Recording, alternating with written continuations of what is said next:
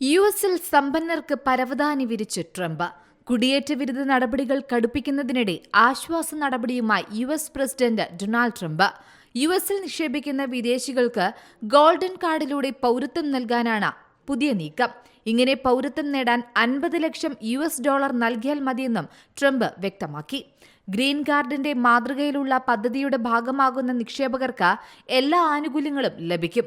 US പൗരത്വം നേടാൻ ഇത് സഹായിക്കുമെന്നും 10 ലക്ഷം കാർഡുകൾ വിറ്റഴിക്കുമെന്നും ട്രംപ് അറിയിച്ചു. EB-5 പദ്ധതി നിർത്തുകയാണ്. ഇനി ഗോൾഡ് കാർഡ് അവതരിപ്പിക്കും.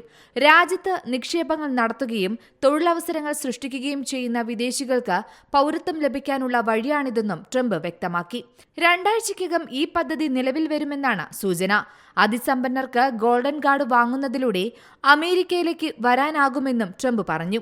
റഷ്യയിലെ ശതകോടീശ്വരന്മാർക്ക് ഇതുവഴി അമേരിക്കൻ പൗരത്വം നേടാനാകുമോ എന്ന ചോദ്യത്തിനും അദ്ദേഹം മറുപടി നൽകിയിട്ടുണ്ട്.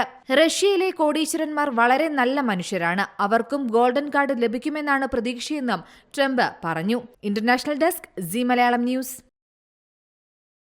ഏറ്റവും പുതിയ വാർത്തകളും വിശേഷങ്ങളും വിരൽ തുമ്പിലറിയാൻ സീ മലയാളം ന്യൂസ് എല്ലാ ഡിജിറ്റൽ പ്ലാറ്റ്ഫോമുകളിലും ലഭ്യം.